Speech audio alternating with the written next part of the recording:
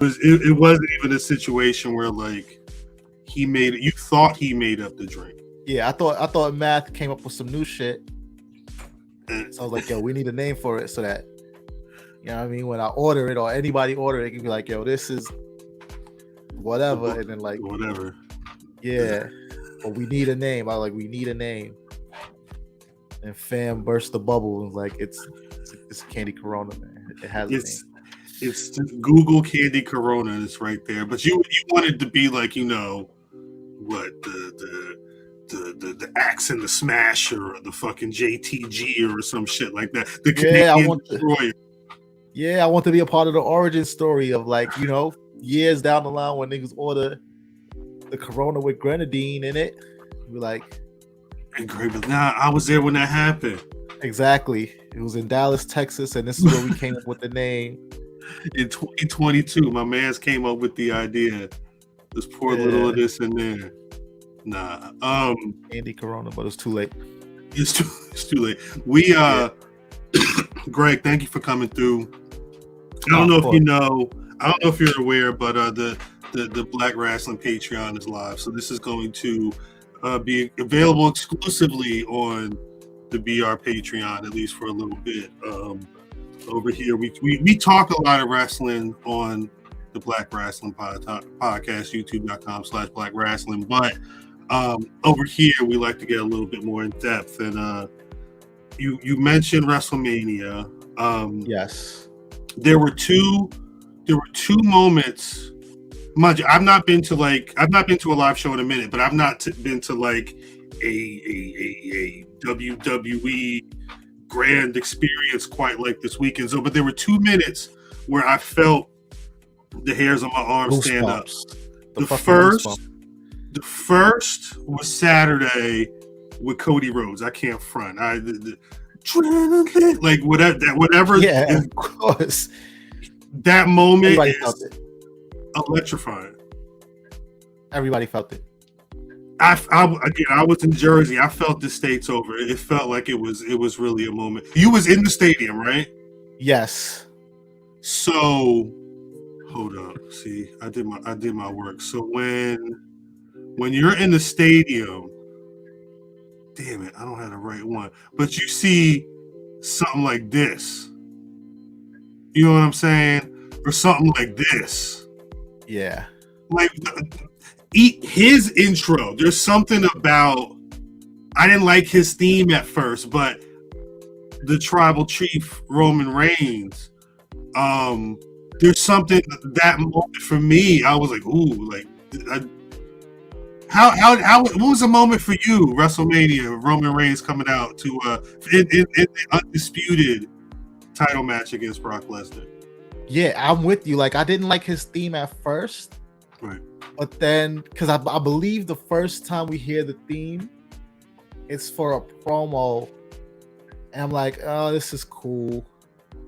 But then the first time you hear it for a match, right, and like it builds and it rises, and then it gets to that point where like the beat kicks in, and then it's just like, yo, like the big fight feel. Right, you feel that shit. Like it grabs you wherever you're at with the initial chords opening up, and then it just takes you and like you war ready by the time it's like you ready for. But I get it, it's funny sitting at home. I guess for the last 2 years, you know, I've kind of really been studying wrestling TV product from. And Roman's evolution. I mean, for those who don't know, we're here to talk about Roman all day. I don't give a fuck. Yeah. What you thought you were gonna click on? We came here to talk about the tribal chief, man. It's all about the tribal chief.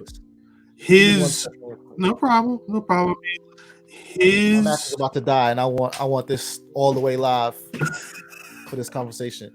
Let me know when you good. Let me know when you good. Plug in right now. Because we don't want damn. Because I want to be all the way. I want to be all the way live for this. We good? We Gucci? Good. All right. In watching the product on both channels through the quarantine, and Roman's been one where you've seen his entrance evolve, but I think aside like Adam Cole, and I'm not an Adam Cole fan, I'm certainly not a fan of his entrance, but like his entrance is really tailored to his music. Like there's parts that happen in the beginning when he's going down the ramp. Yeah, it's very choreographed to get these big moments. And I think as you've gone from Roman with Heyman to building up, with the Usos, to the Usos having, championships around their waist, to then Roman having the titles, like there's different moments where they're holding up titles, they're holding up the ones. Like I'm at the, by the time Sunday night hit, like I'd already watched WWE Evil, I'd already watched a bunch of stuff. I'm in my living room with my ones up, just acknowledging Tribal Chief. Was that you in the stadium? Of course, man. Like the one, every time I hear that, the one goes up, man. Like, and I've been in the building a few times when Roman's made an entrance, whether it's for a match. I was there when he fought Cena at SummerSlam. I was there the 9/11 the 9/11 SmackDown that they did. I was there 2 weeks later in Philly. Roman came out every time. The one goes up every time because like he's just, you really feel it. Like he says he's on another level. He put it on his shirt. Everybody says it, but I mean, damn, man, you really feel that when the music hits, that what you're about to get is like nothing you've never seen before. Nah, facts. He's definitely I don't know, in terms of everybody who's kind of changed and evolved over the last couple of years. I was never a Roman. You were a Roman fan. You've been a Roman. Oh yeah, yeah. I got it. I've been. I'd always heard that he was good off script. I remember hearing that years ago.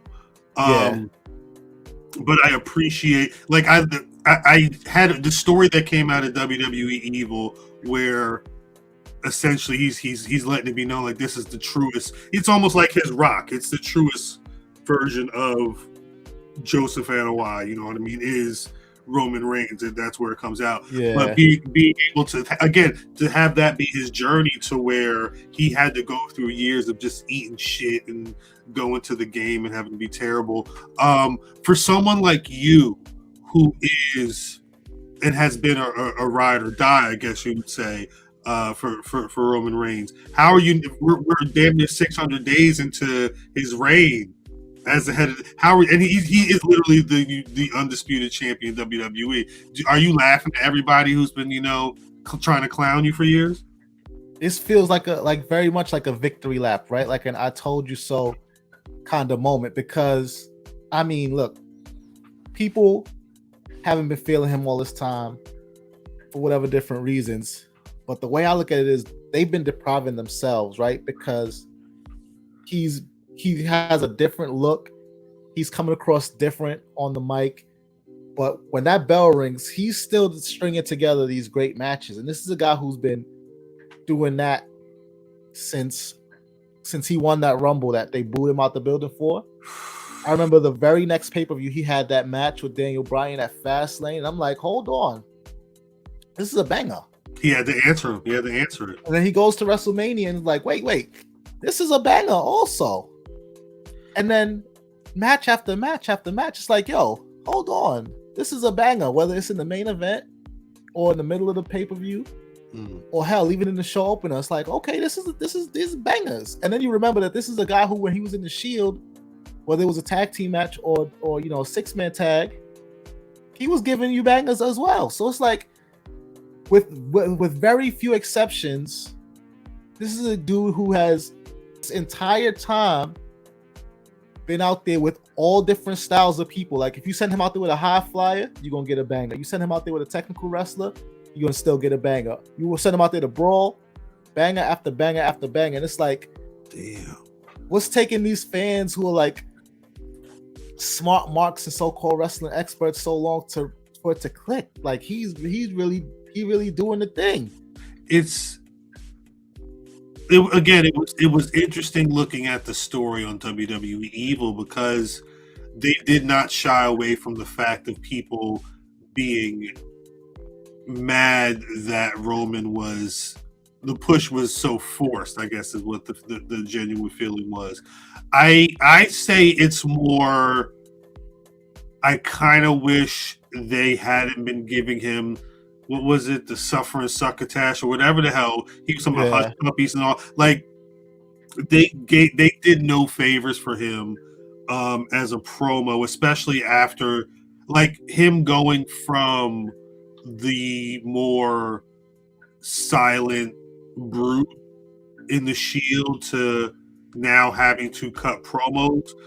You gotta kind of transition from the stoic monster to cracking jokes, and I think some of that stuff, because people were already prone to hate him, it didn't work, but it also went on for a very long time. I will say though that heel Roman saying, "Hey, give me my title that I did not lose, and to secure it, I'm gonna have Paul Heyman." Like it was that moment. I was like, "Oh, and that's not even when it clicked. That's when I was like, I am interested." It clicked when Jey Uso was in that ring, having his head all up in the camera, talking about it. Not you tell him, say it to him, and whatnot. Like I've been thinking about this for a minute. Like his cousin really did a lot to get for me personally. The lengths that he went to do that with his cousin for months in that storyline, it really solidified this era, like what this era has become for me. Because since then, it's kind of just been nonstop wreckage.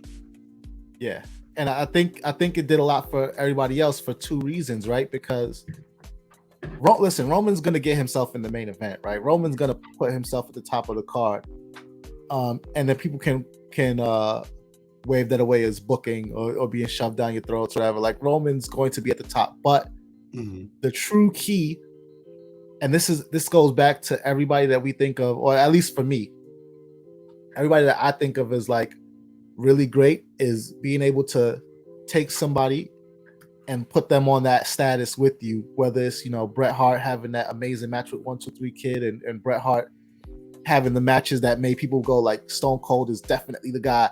Right. Same thing with Shawn Michaels, Bret Hart having those matches that made people go, you know what, Shawn is absolutely the guy. He did that with Jey Uso, who was like a tag team guy. Right. Main event Jey Uso was really real. Like he elevated his cousin, and it wasn't even off the strength of like nepotism or anything like that. It did, or at least didn't feel that way. It was just him using his star power to make somebody else, which I don't think is anything that he had to really do before. And the first person he did it for was Jey Uso of all people, which shows you that like if there's any doubt that he's the guy, here's another reason why right now he's the guy, because I don't think anybody else could have done that for Jey. Only like a true master could have done that for somebody else, like Daniel Bryan with Kofi Mania. Exactly. Only a true master could have done that for somebody else. And he did it for Jey Uso. Yeah, and the fact that it's family, and again, like I said, them being able to use that as the foundation to build, it's beautiful. And I remember, thinking about what all this has become, and again, you being at WrestleMania, because I want to get your thoughts on the match. But there was conversation. Was it specifically about the greatest WrestleMania main events and where a Brock Roman title for title unification match would sit? From what the sheets are telling me, I don't know what the confirmation is, but it sounds like there's probably another 10 to 20 minutes roughly for this main event that got cut short because of Roman's whole arm like hanging off. But for what we got, A, what were your thoughts on the match, and B, where do you think that match will ultimately sit amongst the other main events of its caliber? Yeah, I think we have to break it out into three pieces, right? Because you have the build and the promotion of the match. So hands down, it was what they said it was in terms of the build, right? The biggest WrestleMania match ever. You have Roman Reigns, who is operating at the highest level, best he's ever been. Right. You have Brock Lesnar, who has always been a monster and just an absolute beast who is stepping in there with somebody who is finally can say is an equal, right? I mean, he's been in there with Goldberg, who was also dominant, but he was younger when they first met. And then when they met the second time, even though Goldberg did get the better of him a couple of times, he was in beast mode. Right. Roman is a guy who had gone on a tear, just as impressive as Brock. So you have these two equals in terms of what they bring to the ring, who were determined to go to war, and they each were walking in with a championship to do it in front of the biggest crowd that WrestleMania, 2 nights, making the most money. So, by every metric, check, it's the biggest, right? So It was what they said it was in terms of billing. And then when you think about moving forward and what this means as like a legacy match for Roman, it is what it said it was going to be, right? He walks in champion on one of the longest reigns ever. I think it's one of the 5 longest reigns ever. Yeah, I think the last I checked, they said he is recognized as the 6th longest championship reign. Because Bruno has 2. Because Bruno's got 2, so he's currently 584 plus days at the time of recording.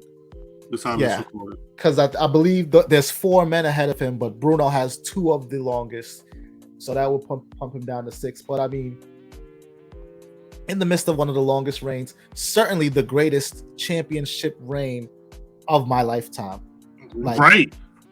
Anyone you name, there is no one who has had a better championship reign than this. And I'm not just talking about the length. I'm talking about like quality of matches, the level of competition, the money, the prestige, the intrigue, the match quality. You name it, he's checking all those boxes, and he's still the champ. Right. And he walks out of there with 2 titles now. He took one off of Brock Lesnar, who he has never beat at WrestleMania. And you got the image right there. Like, in terms of his legacy, this match will mean a lot, which is crazy to say because this is his 5th or 6th WrestleMania main event. Something like that, yeah. This match is going to mean a lot. And then you have the match itself, which I don't think it is in the top tier in terms of like for his legacy, what it is, and in terms of the build. I don't think the match met the build and the outcome. Right. Well, like you said, it possibly due to injury, possibly due to other factors, but it was still a good match, though. It really was. And I was enjoying it. I didn't realize at first what was going on, and I damn sure could have took another 10 minutes of that match for sure. Yeah, and like, because as soon as Brock takes the gloves off, like, this is just about to be different. We've seen them do it one-on-one 5 times before. WrestleMania was their 6th match, but gloves came off within the first 10 seconds of the match. So this is just about to be different. It was a good. No, it was a good one. I mean, I love. There's just so many moments. I need to rewatch the match. I mostly picked the moments where Roman's beating up Brock, but there's just so much that Brock was able to get accomplished, but it doesn't matter because it's Roman. And I think now my question: how, like, if we're knocking on 600 days, there's been rumors about Roman and The Rock at Mania next year. I'm not even there yet, though. Like, they need to build some more people. But do you see Roman losing the title anytime soon? I don't, and that's the beauty of it, right? Because I don't see him losing it anytime soon. But it's because I don't want to see it. You know what I mean? Like we get into these modes where we start fantasy booking, and then you set up these feuds, and then the end of it is like, and then they win the championship, right? Right. And I haven't got to the point yet where I'm like, and then they beat Roman, and now you've made a guy. You know what I mean? Like, no, it's and then they lose to Roman, and in that loss, they show that they belong. But you can be in the main event picture without having a championship, and I would not. I don't see not Cody Rhodes. not Seth Rollins, not Bobby Lashley. I don't see anybody taking any one of those championships off the Chief. But I'm glad you mentioned Cody Rhodes, because again, that was the other pop. But watching him on Raw on the Monday after Mania, and see, because he had a conversation specifically, and he brought this up. For those that aren't aware, I had to do the knowledge. Back when Dusty was doing a lot of his territory, hopping, he was working with Vince Senior in the WWF, and there were a couple of times where he challenged superstar Billy Graham for the WWF Heavyweight Championship, and those matches are beloved matches.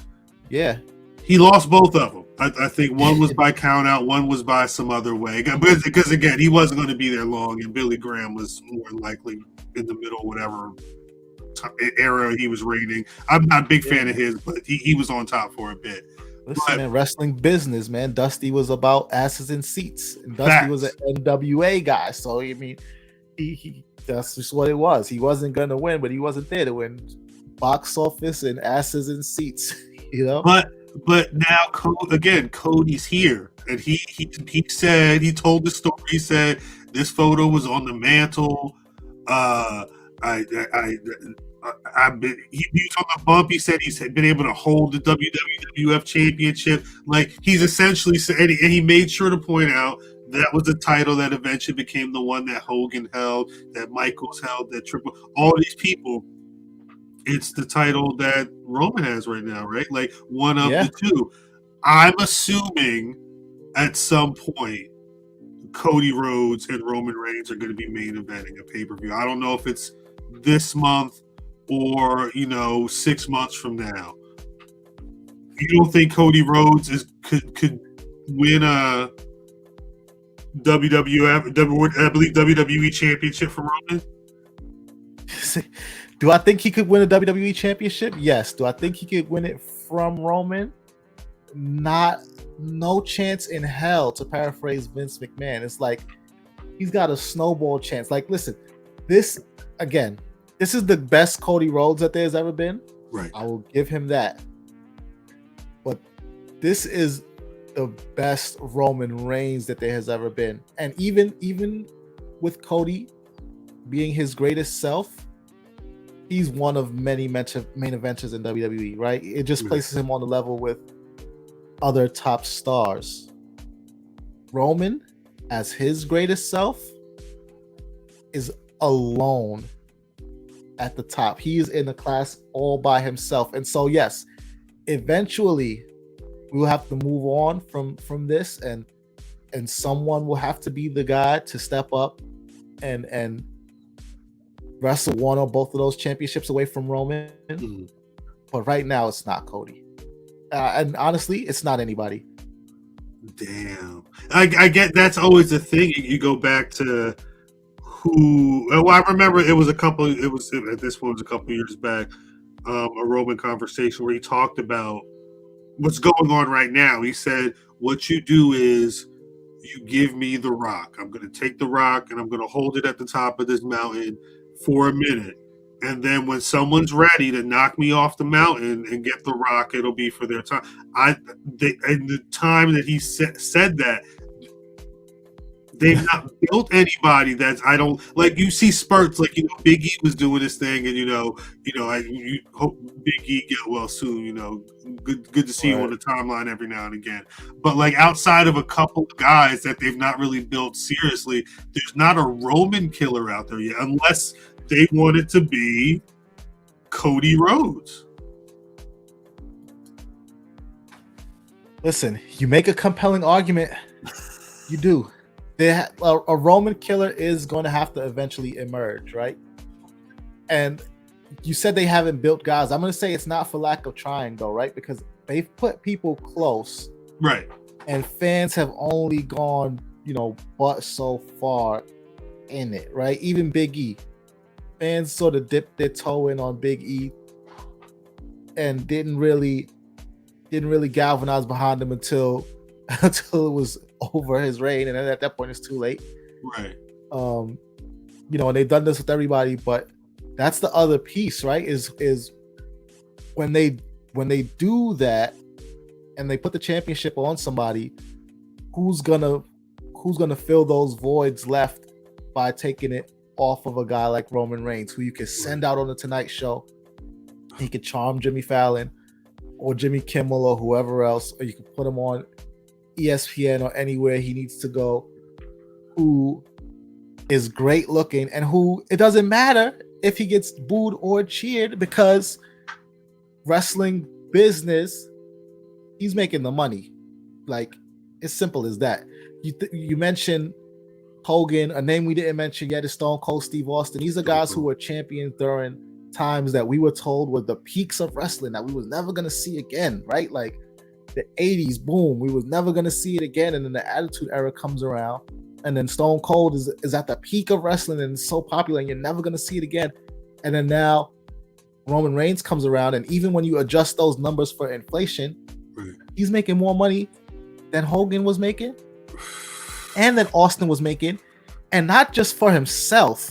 Like when he says he's the head of the table and like he provides for the industry, it's true. This is money that goes through the whole company and provides for people in NXT UK. It allows them to keep the lights on at the Performance Center.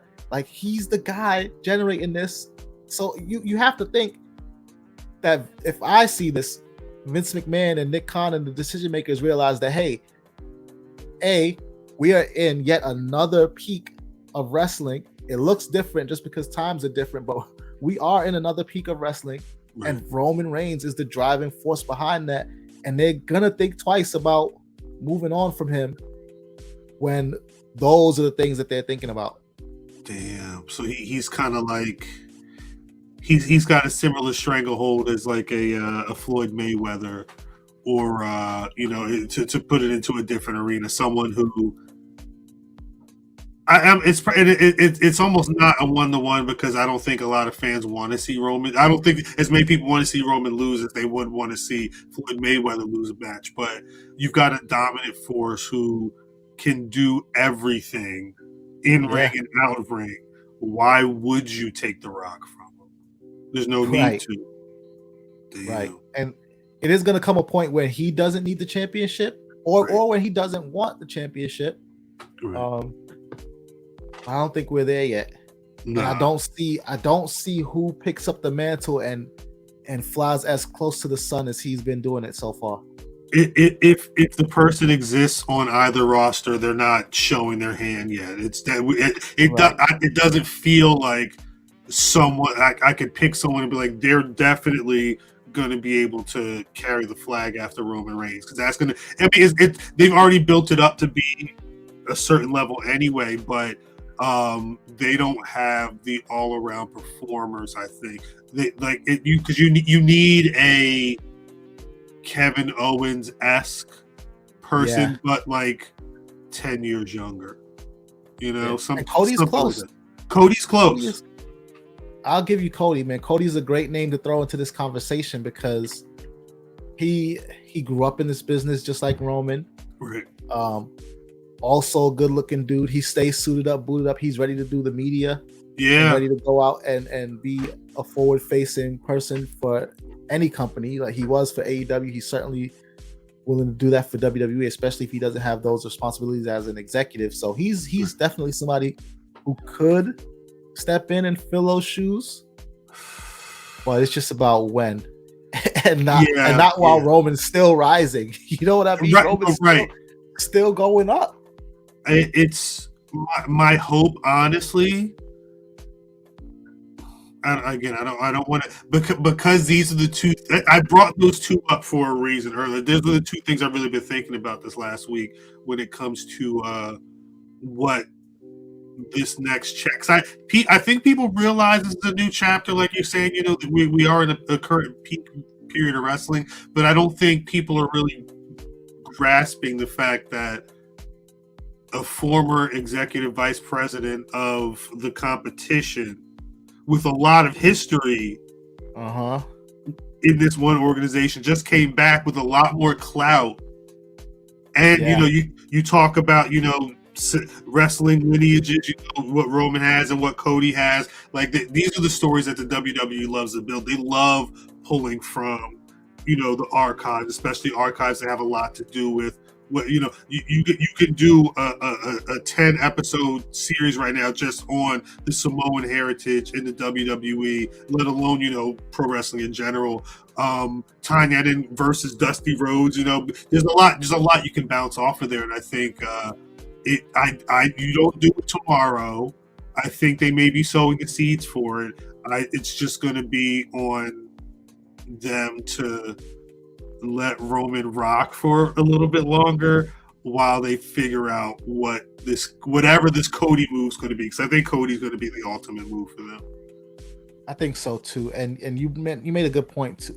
You brought up AEW, and listen, if I'm Tony Khan, I'm nervous right now because you gotta get real serious. Because listen, over the pandemic, and even before, but definitely over the pandemic, AEW's been plucking guys from WWE, right? They got Jericho was a centerpiece right away at the launch of this organization. He's a guy who is a WWE legend for sure. They had him. They had Cody, Mox, Rusev left. Right. Both parties eventually leave. Adam Cole. The list goes on and on and on. And not a single one of those men or women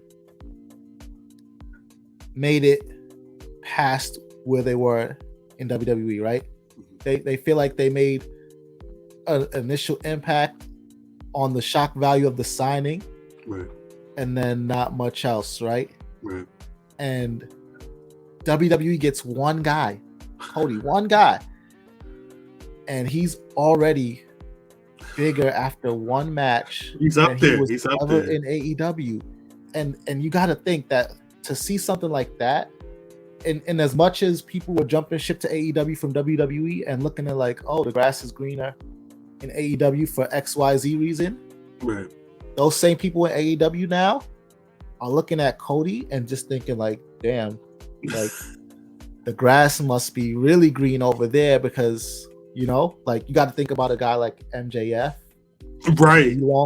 Is he long for AEW or is he out of there soon? Jade Cargill. I'm sorry, Jade Cargill. Vince has probably got the outline ready for MJF. You just got to get him in the building, and they got the Titan trial. But Jade Cargill's another example of someone they probably like salivating over. Get her a performance center, and then you start taking some pieces back, like Cody. They took him back. Right. When you reclaim a guy like Adam Cole, or you reclaim, a Jericho or a Mox or a Danielson, you start getting these guys back. It's hard not to think that Cody jumping ship is gonna be, I joked about this a lot on social media over the pandemic of like, oh, I can't wait for this chapter in the rise and fall of AEW on WWE Network, but now Peacock. But no, right, Cody showing up is really the one that feels like, all jokes aside, a death blow. Right. They are like, that's the one that's just like, listen, man, this shit is serious. So let's be serious about the business, and it's not gonna solve itself by Tony Khan just tweeting out things and saying, watch this, we have a big surprise here, this and that. Because WWE didn't say nothing about a big surprise, and everybody anticipated this big surprise. Every week they was pissed off. WWE never advertised a big surprise. And like you said, Monday after Monday after Monday, we were waiting for this thing that ended up being Cody, and they hooked us without saying one word. So Tony Khan needs to figure out how to get in that bag of where the silence speaks volumes on these big surprises. And then when you unveil them, they feel more massive than they've ever felt. Because right now, these people just feel like more of the same. Right. Cody came back and feels like a once in a lifetime performer. You know what I mean? How do you let that happen? Yeah, facts. Nah, you 100% right about that. Well, Greg, I don't want to take up too much more of your time. Nah, it's not possible, man. I got mad time for you, Cal. Thank you for that. Always. Before I let you go, though, let the people know where they can find you on social media, where they can find Cheap Heat and everything, if they want more of your opinion on pro wrestling and the world around it. At Stat Guy Greg on Twitter, at Stat Guy Greg on Instagram. The Cheap Heat podcast is on the Ring of Wrestling Shows feed. It's available on Spotify. It's available wherever you get your podcasts, but I would prefer if you use the Spotify link because the checks say Spotify. So, you know me, use the Spotify link. Listen to Cheap Heat over there. Follow at Ring of Wrestling on Twitter.